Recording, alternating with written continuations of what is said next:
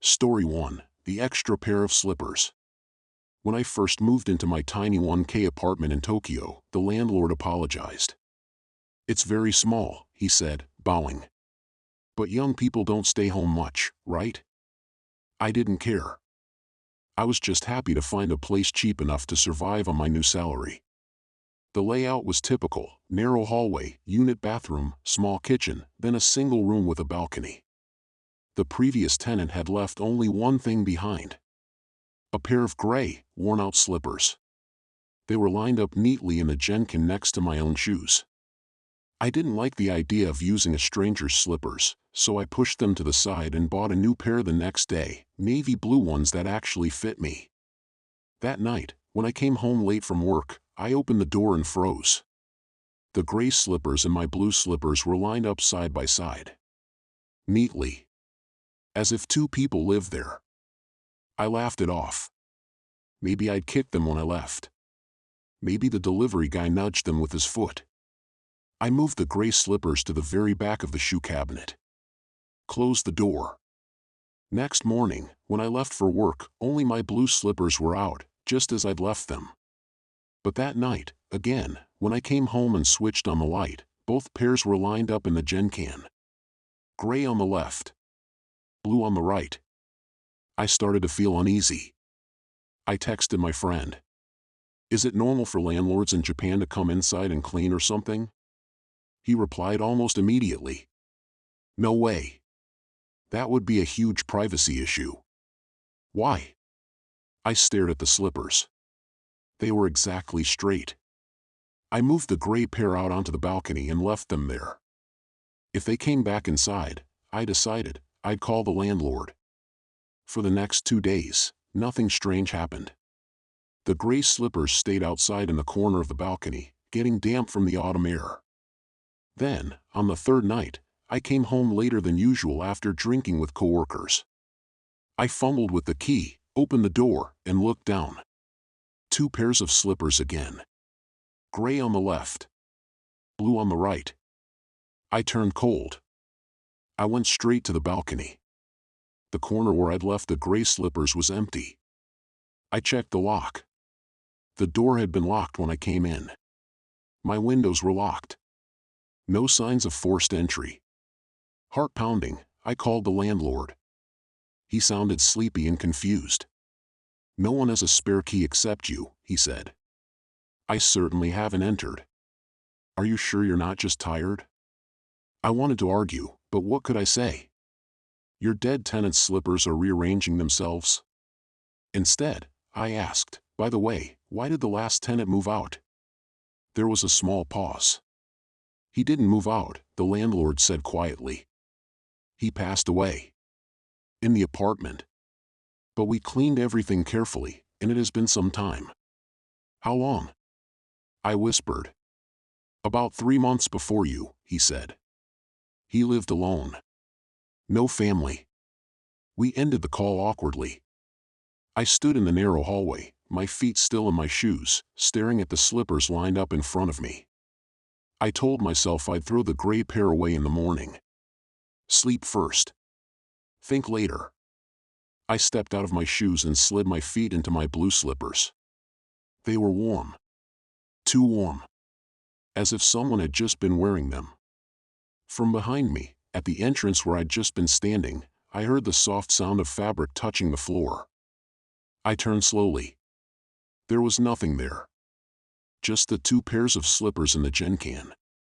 Only then did I realize the part that didn't make sense. If the previous tenant had died and the apartment had been empty for 3 months, who had been lining up the slippers from the inside every night, when the door was locked? And if the gray pair were his, who, exactly, had been using mine? Story 2, Lost and Found at the Shrine. My grandparents live in a small town in rural Japan, the kind with a single convenience store and vending machines older than I am. When I visit in summer, there's not much to do. So I usually end up wandering the hill behind their house, where a tiny local shrine sits half hidden in the trees. It's not famous. No tourists. Just an old stone torii gate, a weathered honden, and a rusty offering box. When I was a kid, I loved one thing in particular, the lost and found box. It was just a wooden crate under the eaves, with lost items written on a board above it. People in the neighborhood left things there when they found them on the path or near the shrine. Umbrellas, handkerchiefs, gloves, sometimes toys. If you lose something near the shrine, it will come back to you, my grandmother used to say. The kami are kind here. This summer, I visited again after several years. The shrine looked even more worn down, but the lost and found box was still there. Curious, I lifted the lid. Inside, there were the usual things: a child's baseball cap, a single mitten, a colorful phone strap, a small stuffed dog keychain, a plastic water bottle with the name Haruka written on it. On top of the pile, though, there was something new. A laminated sign, handwritten in careful pen strokes. Please leave anything you find along the mountain path or near the shrine here. The families will come to claim them. I closed the lid and turned to go. A thin man in a volunteer's vest was sweeping nearby. I recognized him vaguely from when I was younger. "You've grown," he said, smiling. "Still curious about the box?" "Yeah," I laughed. "Does anyone actually come back for their stuff?" "Oh yes," he said softly. "Especially these days." He tapped the broom handle thoughtfully on the ground. "Every time the police finish a search and have to go back down," he continued, "we get something new in there. A key. A strap. A shoe. They always bring it to the shrine and leave it." I blinked. "The police?" I repeated. He nodded. "You know how it is," he said. "Every year, someone disappears in these mountains. Lost hikers, tourists who think the trail is easy. The police search for days. Sometimes they find parts. Sometimes nothing at all." He smiled sadly. "But people need something to hold on to," he went on. "A bottle, a phone case, anything. So they bring it here and pray that the owner will come back for it." I looked back at the box. At the phone strap, the stuffed dog, the cap. "How long do you keep them?" I asked. "I mean, if no one comes?" He tilted his head, as if considering how to answer. "Until they're claimed," he said simply. "But if the person is missing forever?" "If the person doesn't come," he said, "someone else always does. A mother. A brother. A friend. Someone who can say, yes, that was hers. Then we give it to them." He paused. "Of course," he added, almost as an afterthought, "sometimes no one comes at all. In those cases, we leave the items for the mountain. Or the kami. Or whoever is still looking."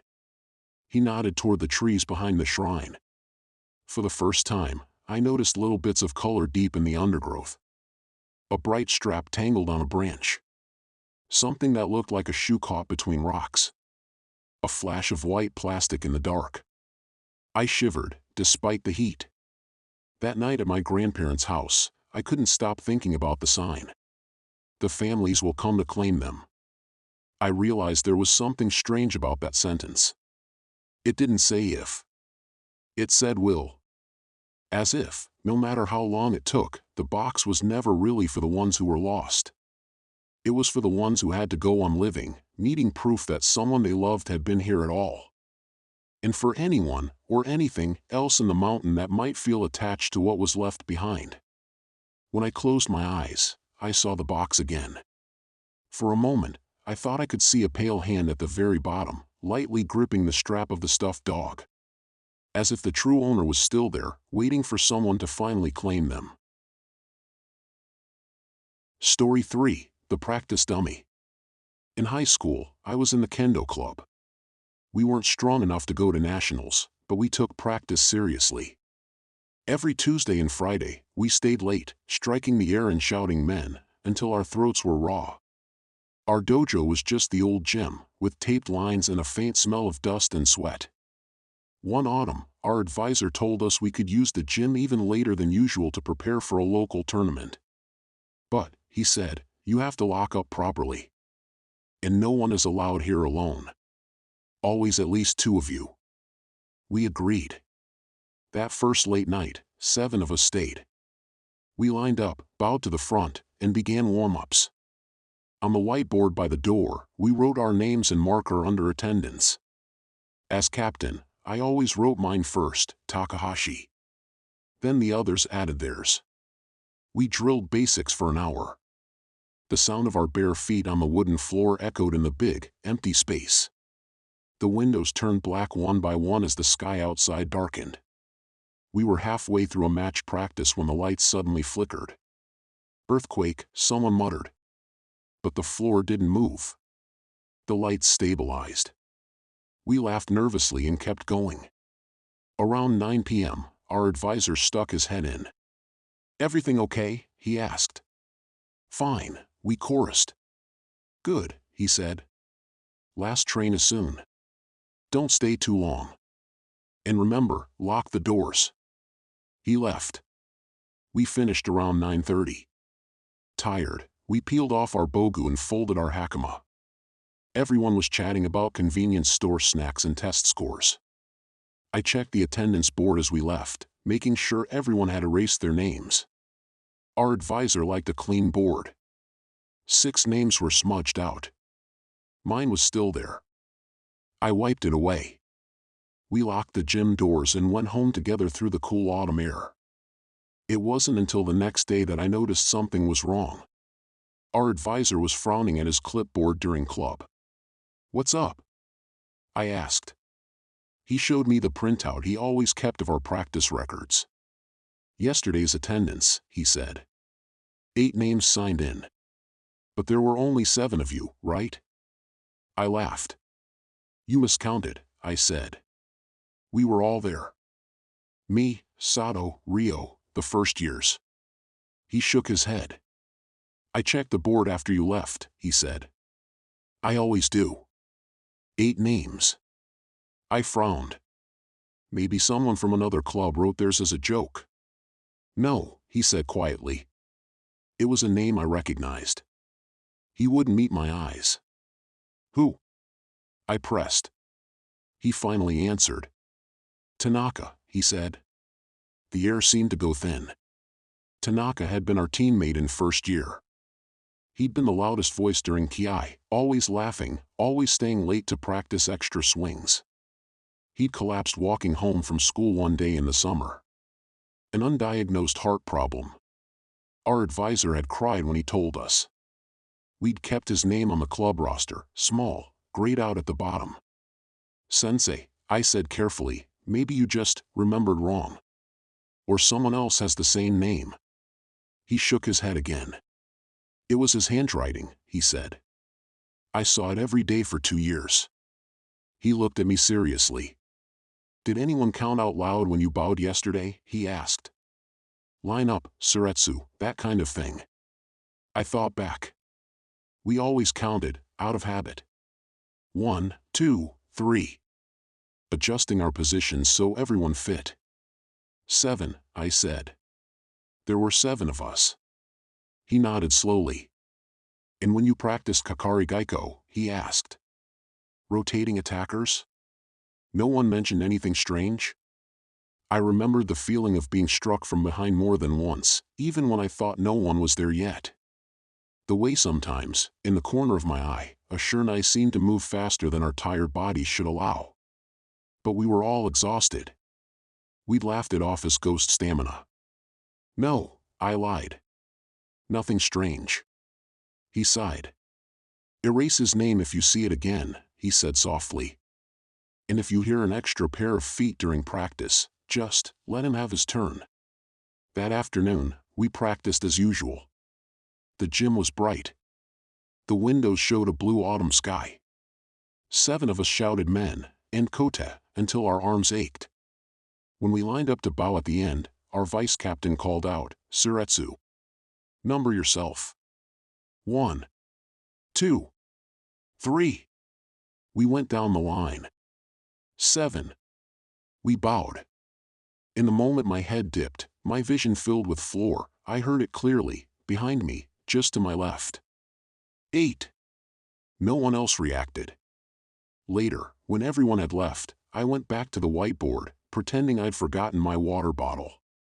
There were 7 names, half erased. And one more, written faintly but clearly at the very bottom in familiar handwriting. I wiped it away carefully. The next time we practiced late, the floor sounded normal again. But whenever we did Kakari Gaiko, a part of me always shifted just slightly to make room for one more attacker, one more set of footsteps following the old pattern. After all, kendo is about repetition. If you do the same motion in the same place enough times, it carves a path into the air. Some people believe ghosts are just those paths walking themselves. And in a school dojo where everyone still shouted his name at tournaments, it would have been stranger if Tanaka never showed up to practice again.